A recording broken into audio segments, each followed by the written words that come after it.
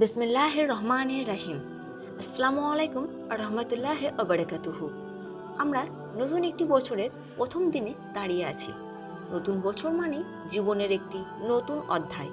একজন মুসলিম হিসেবে আমাদের উচিত এই নতুন বছরটিকে আল্লাহর সন্তুষ্টি অর্জনের মাধ্যমে শুরু করা। আজকের এই ভিডিওতে আমরা আলোচনা করব এমন কিছু আমল যেগুলো দিয়ে আমরা নতুন বছর শুরু করতে পারি। 1 নম্বর, তওবা ও ইস্তেগফার। নতুন বছরের শুরুতে আল্লাহর কাছে তওবা করা অত্যন্ত গুরুত্বপূর্ণ। আমরা বিগত বছরে ইচ্ছায় অনিচ্ছায় অনেক গুনাহ করে ফেলেছি। আল্লাহ তাআলা বলেন, তোমরা তোমাদের রবের কাছে ক্ষমা চাও এবং তার দিকে ফিরে আসো। তাই এই সময়ে আল্লাহর কাছে ইস্তেগফার করে নিজের পাপ থেকে মুক্তি চাইতে হবে।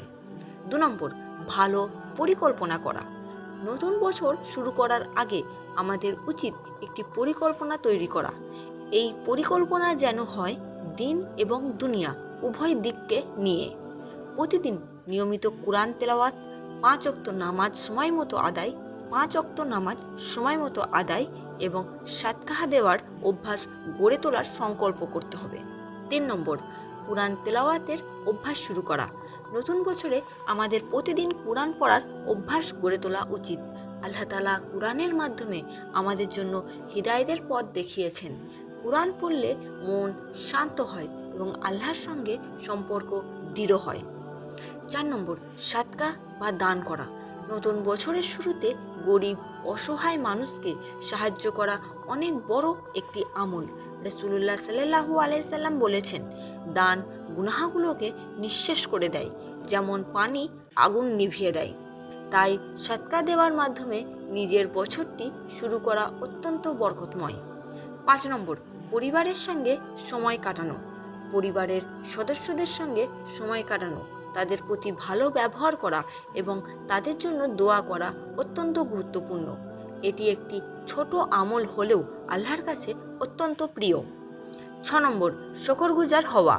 নতুন বছরের শুরুতে আল্লাহর দেওয়া সমস্ত নিয়ামতের জন্য শুকর আদায় করা উচিত।